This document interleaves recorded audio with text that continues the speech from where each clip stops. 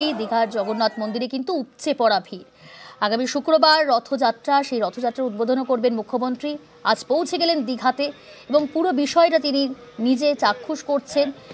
প্রশাসনিক স্তরে কথা বললেন তিনি। তার আগে কাঁথির ছবিটা দেখাচ্ছিলাম, যে কাঁথিতেও তিনি জননেত্রী মমতা বন্দ্যোপাধ্যায়কে দেখে যেভাবে রাস্তার দুধারে হাজার হাজার মানুষের ভিড়, তাদের সঙ্গে কথা বললেন, পড়ুয়াদের সঙ্গে কথা বললেন, হাত মেলালেন, তাদের সুবিধা অসুবিধার কথা জানলেন। তারপর পৌঁছে গেলেন মারিজদা, পূর্ব মেদিনীপুরের মারিজদা থানা।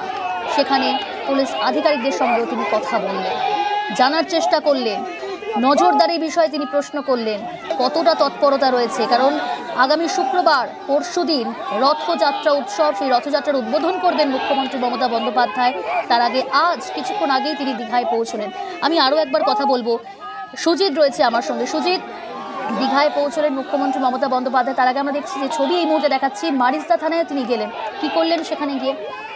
দেখো, গুরুত্বপূর্ণ বিষয়। এখন মারিজদা থানা রাস্তার ডান দিকে পড়ে, যখন কিনা কলকাতা থেকে দীঘা আসার জাতীয় সড়ক, সেই জাতীয় সড়কের ডান দিকে একবার রাস্তার ধারে থানা।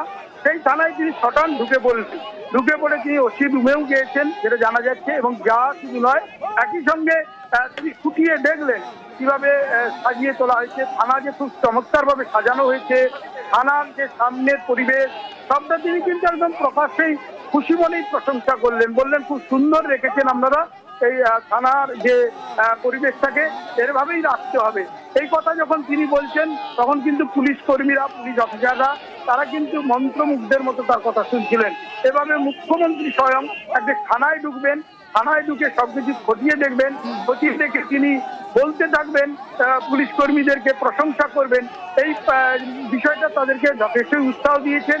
এবং আবারও বলি, একবারে থানা রাস্তার ধারে সেই থানায় ঢুকলেন। মারিজদা থানা গুরুত্বপূর্ণ থানা, কারণ খেজুরি একটা বিরাট এলাকা তার মধ্যে পড়ে, এবং কাঁথি 3 নম্বর ব্লক পড়ে, এবং সেরকম একটি জায়গা থানা।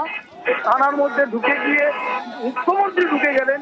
মুখ্যমন্ত্রী ঢুকে সবকিছু খতিয়ে দেখে তিনি কিন্তু নানা মন্তব্য করলেন এবং বললেন, পরামর্শও দিলেন, বললেন এরকমটাই রাখতে হয় পরিবেশ। এবং এই যে ঘটনা, অনেকটা অবাক করেছে পুলিশ কর্মী। বেশ সুজিত, উদ্বোধনের পর থেকেই দীঘার জগন্নাথ মন্দিরে উপচে পড়ছে ভিড়। এখনো পর্যন্ত 30 লক্ষের বেশি ভক্ত সমাগম হয়েছে মন্দিরে। শুক্রবার রথযাত্রা, সৈকত শহরে প্রথম রথযাত্রার আয়োজনে নিজে দাঁড়িয়ে থেকে তদারকি করবেন মুখ্যমন্ত্রী মমতা বন্দ্যোপাধ্যায়। দীঘায় পৌঁছলেন মুখ্যমন্ত্রী মমতা বন্দ্যোপাধ্যায়।